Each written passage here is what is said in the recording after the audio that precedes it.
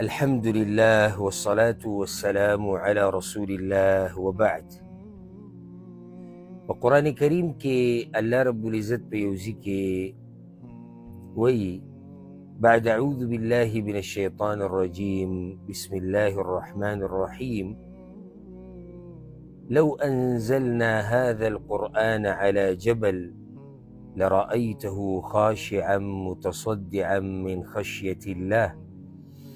الله رب العزت وی که دا قرآن چرته ما نازل کړی وی په یو غر باندې، نو دا غر به ریزه ریزه شوی به و، بیدلی به و، شګې شګې شوی به و، د یرې د لاسه د الله د کلام د عظمت د لاسه.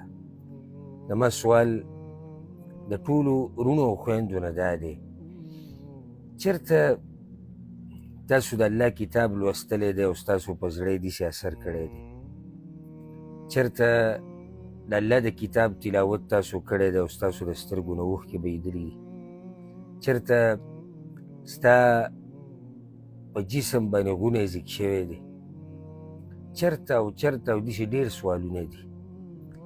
خو زه دا ویل غواړم تاسو ته په دې مختصر نصیحت کې، زه درته د الله په ذات قسم خورم، هغه ذات چې د هغه په لاس کې زما ساه ده، د هغه وخته پورې موږ نشو کامیابېدی، نه په دنیا کې او نه په آخرت کې، چې تر څو موږ هغه وحي ته نه یو واپس شوي، کومه وحي چې د الله له طرف نه راغلې ده، او هغه قرآن او حدیث دي.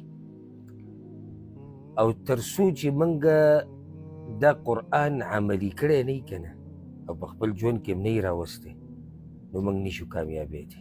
نه کامیابي د دنیا به وي او نه به د آخرت وي.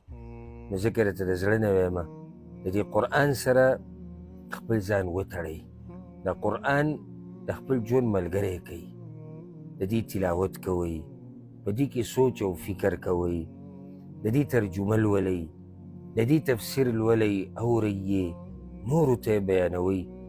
او یقیني درته دا وایم، که په ژوند کې دې سکون رانغی، که په ژوند کې دې راحت رانغله، که زړه دې باغ نه شو، که زړه دې خوشحاله نه شو، نو بیا ووایه الله رب العزت دې زمونږ تعلق د قرآن سره او د حدیث سره تر مرګه ساتي، او الله رب العزت دې موږ پوه کړي په هغه دین باندې کم دین چې الله را لېږلی دی، او الله رب العزت دې موږ د غفلت د خوب نه راپاسئ. وصلی الله وسلم علی نبینا محمد.